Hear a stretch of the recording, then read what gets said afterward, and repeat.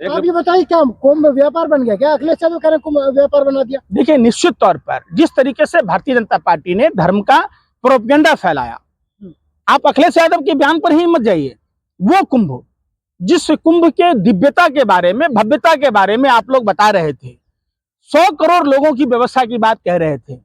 आप सोचिए, आपने निमंत्रण दिया, आप अपने घर पर 100 आदमी को निमंत्रण दिया, और आपके घर पर जाने के बाद 85 आदमी के जाने के बाद ना पानी मिल रहा है, ना दाल मिल रहा है, ना चावल मिल रहा है। वही स्थिति कुंभ में हुआ। 100 करोड़ लोगों के व्यवस्था के नाम पर जो जनता के टैक्स के पैसों का जो इन्होंने पीआर स्टंट खेला, नतीजा ये हुआ कि भगदड़ें हुई, अग्निकांड हुआ, व्यवस्था के नाम पर वहां कुछ भी नहीं था। एक और ये लोग अपने आप को भगवा पहन के कहते हैं कि हम हिंदू हैं।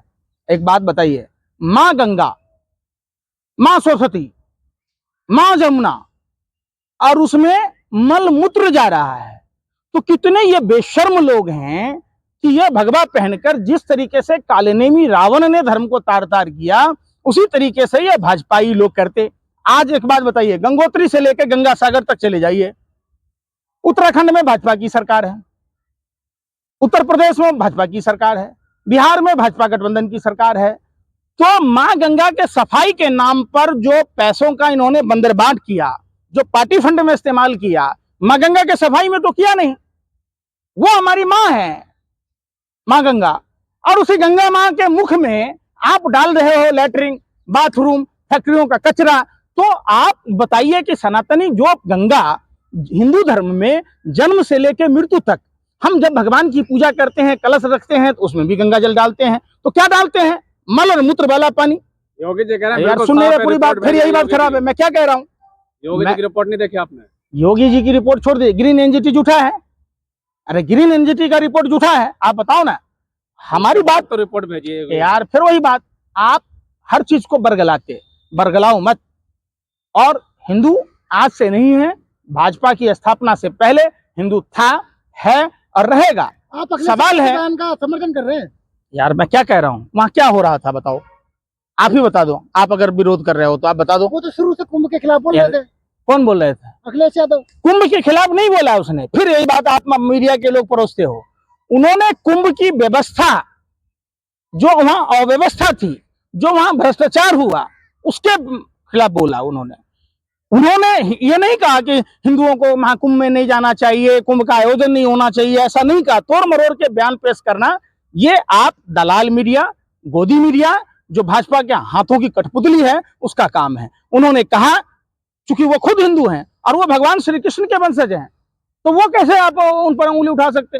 उन्होंने साफ और स्पष्ट कहा, चाहे अखिलेश जी हों, तेजस्वी जी हों, कि ये जो फालतू का ढिढोरा पीट रहे आप, जहां हिंदुओं को आचमन के लायक पानी नहीं है, वो जल जो मां पतित पावनी मां गंगा का पानी आप दूषित करवा रहे आपकी सरकार में। किसकी सरकार है भाई? दूसरे की सरकार होते तो वो जो लैटरिन तैर रहा था पानियों में, तो आप नंगा नाच रहे होते। जो 250 करोड़ से ज्यादा बीफ कंपनियों से पैसा खाया भाजपा ने, अगर आप सोच लो, एक कल्पना करो आप, कि अगर ये 5 करोड़ अखिलेश जी खाए होते, 5 करोड़ तेजस्वी जी खाए होते, 5 करोड़ अगर राहुल जी खाए होते, तब तो आप क्या कहते? ये हिंदू विरोधी है, सनातन विरोधी है। तो भाजपा ने खाया तो वो सनातन का पूर्णतः हो गया। 250 करोड़ खाया। वो पाकिस्तान से चंदा ले तो राष्ट्रभक्त हो गया। वो जिन्ना की मजार पर चादर चढ़ाने जाए तो वो ठीक है। क्या यार, कहां से आते हो पर? एक सिंगर ने चैलेंज दे दिया योगी जी को कि अगर साफ पानी है तो पी के दिखाइए। बिल्कुल, मैं देता हूं पानी, आप पी के दिखाइए। आप हिंदुओं के भावनाओं के साथ खेलकर सत्ता में बने रहे, सत्ता के हवसियों, कम से कम इस बात के दलालों, ये तो सोचो कि जिस गंगा, अविरल गंगा, निर्मल गंगा, हमारे गुरु स्वामी स्वरूपानंद सरस्वती लगातार इस बात के लिए आंदोलनरत थे, लेकिन प्रधानमंत्री ने उनको टाइम नहीं दिया, डर से। असामयिक उनकी उम्र ज्यादा होने से के कारण मौत हुई उसके, लेकिन प्रधानमंत्री मिलने का टाइम नहीं दिया। चारों शंकराचार्य जो हमारे सनातन के स्तंभ हैं, उनसे प्रधानमंत्री बात नहीं करते। क्यों भाई? आप अगर योगी जी कहते हैं कि अपने बच्चों को अंग्रेजी मीडियम में पढ़ाओगे, लेकिन दूसरे के बच्चों को उर्दू पढ़ाओगे, तो उससे भी दिक्कत होगी विपक्ष को। अच्छा, रोटी खाते हो गोबर खाते हो, ईमानदारी बताना भैया, ये बताओ। अंग्रेजी पढ़ोगे, जब उर्दू पढ़ने से मुसलमान हो जाओगे, जो उर्दू मेरठ में पली बढ़ी, जो उर्दू भारत की भाषा है, तो वो उससे आप मुसलमान हो गए, तो आप अंग्रेजी पढ़ोगे तो क्रिश्चियन हो जाओगे, आप अंग्रेज हो जाओगे। भाषा किसी जाति धर्म संप्रदाय का नहीं होता है, समझो। मैं वही चीज कह रहा हूं, आपने कभी सवाल नहीं किया कि योगी आदित्यनाथ ने किसने स्कूल बंद किए उत्तर प्रदेश में, कितने स्कूल बंद किए गए हरियाणा में, कितने स्कूलों को बंद किया गया गुजरात में, उस पर नहीं बताते। देखो आप लोगों का दो मुंहा सांप हो आप लोग कितने गिरे हुए हो यार। मैं क्या कह रहा हूं, ये भारत सबका है ना, ये भारत सबका है, किसी के बाप का थोड़ा ही नहीं है।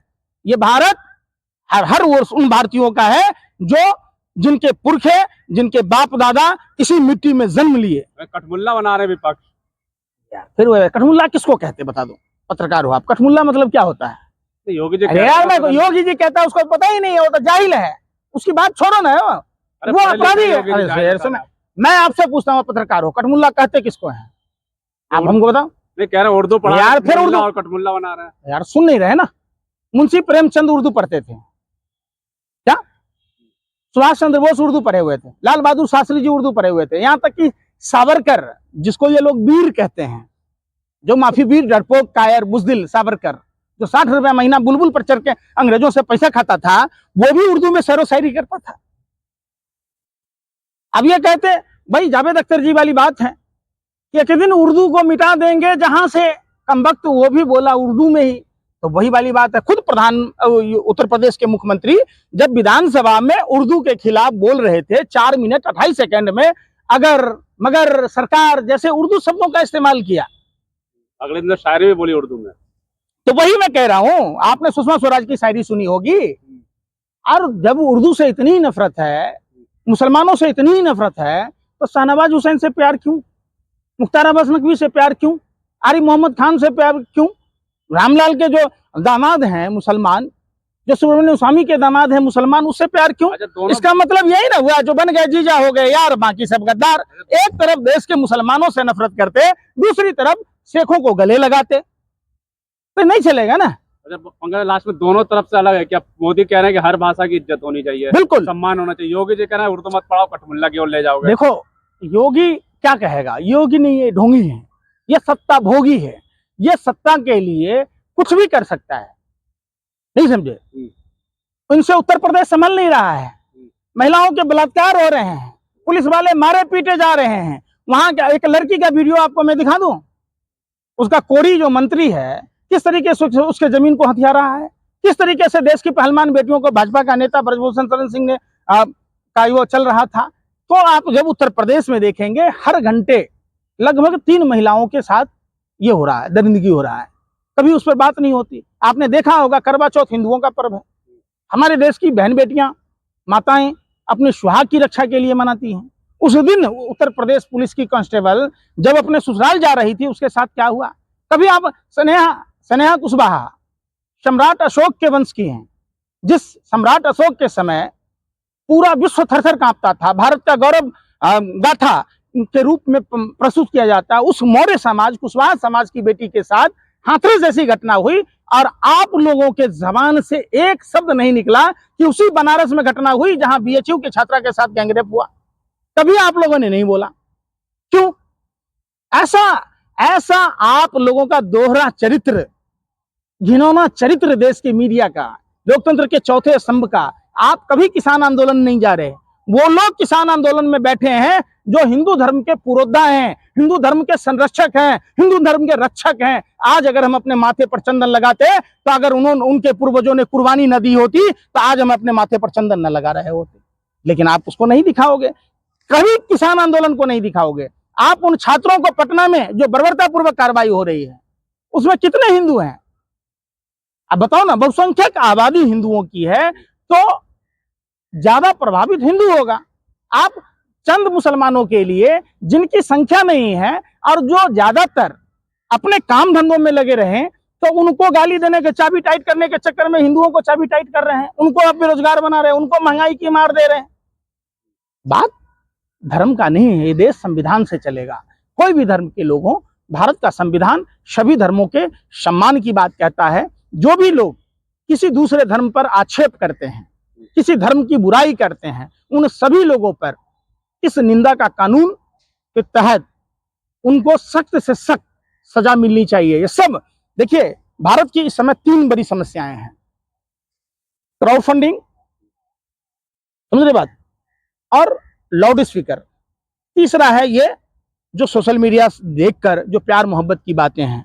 देश के लोगों को इन तीनों चीजों से बचने की जरूरत है। देश की 50% जो समस्या है वो खत्म हो जाएगी।